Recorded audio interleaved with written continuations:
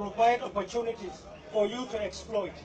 I'm sure you remember today that when Nigeria Block 57, when somebody introduced a matter that is fairy tale-like, and when we begin to dust up those portions of this country with the riches so carefully hidden by our Creator, that is the time that every Nigerian, God willing, will raise his head held high and look at those who destroyed yesterday and now separate and distinguish the misconception, misrepresentation, and poor recording of our history, where enemies of state were kept on the right side of history and patriots on the far left side of our history.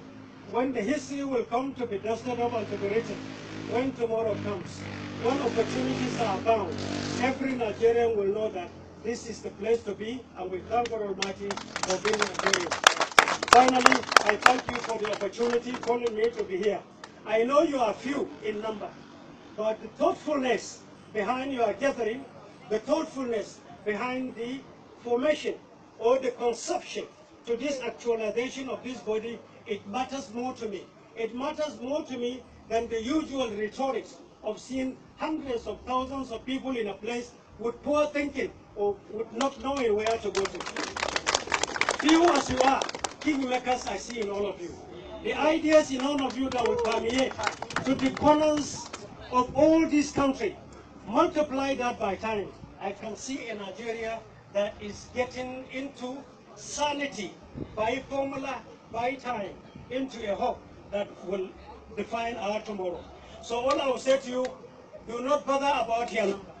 Bother about what you can do with your number. Reach out to the younger ones, reach out to the widows, to the poor, people with disability.